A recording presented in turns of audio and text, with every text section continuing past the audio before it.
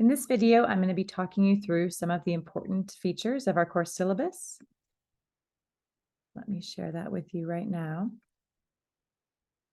So before watching this video, you should read through the syllabus on your own, just to make sure you have an understanding of the different facets of the course and the assignments.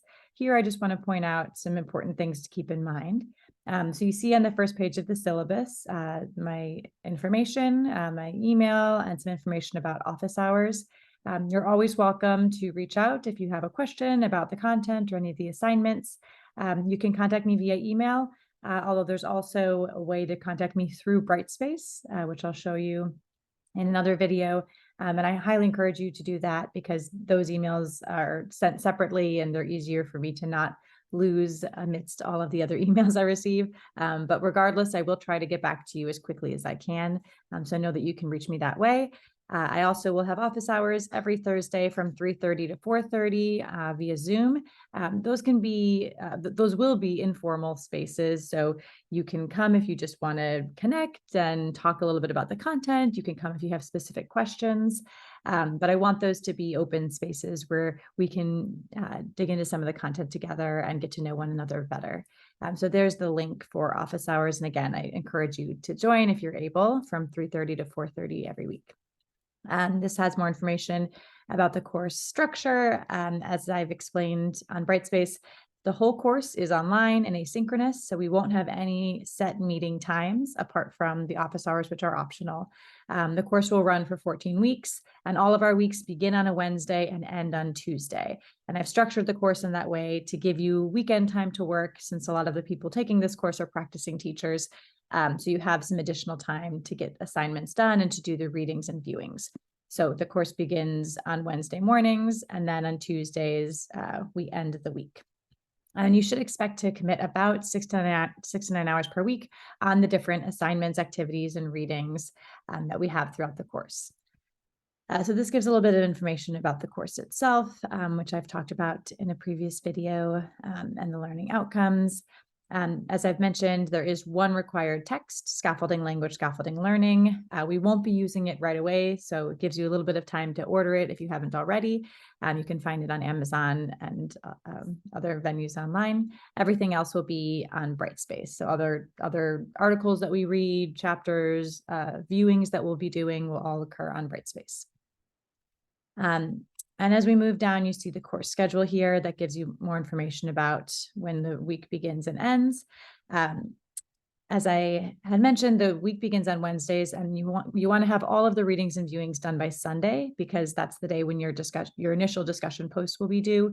So you want to make sure by Sunday you've read everything or viewed everything you need to, so you can get your posts in by 11:59 on Sunday night. Office hours, as I mentioned, are Thursdays. There's the note about Sunday discussion post being due. And then on Tuesdays, that's when your responses to your classmates' discussion post will be due by 11:59 p.m.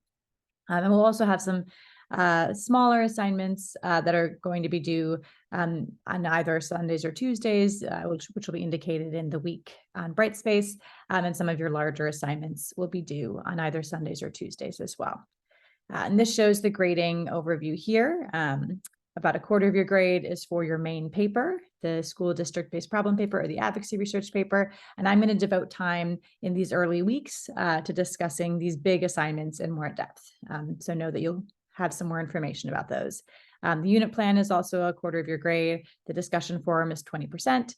Your PD project is 20%. And then you'll have 2 practice quizzes that you'll be completing, which will be 10% of your grade. So that just gives you a sense of how everything is calculated.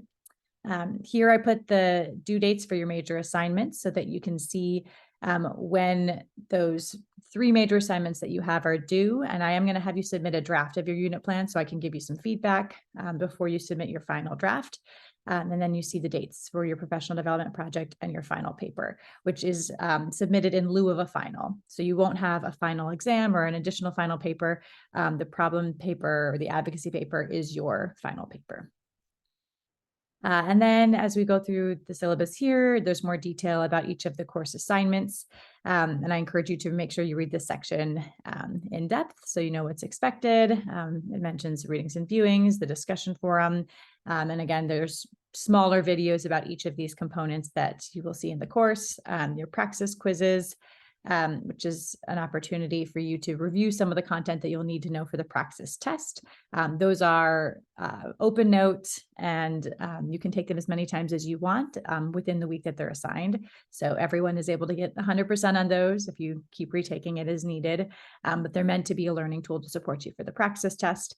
And then you have your main research paper here, or the problem paper, which I give some details about your unit plan and your professional development project.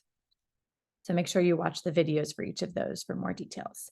And this gives more information about certification, about our class time protocol, academic honesty, academic support, disability accommodations, anti-bias statements, and URI support. So some of these are standard syllabus statements you may see in other courses, but do spend some time reading through them and let me know if anything here does apply to you, if you need additional supports.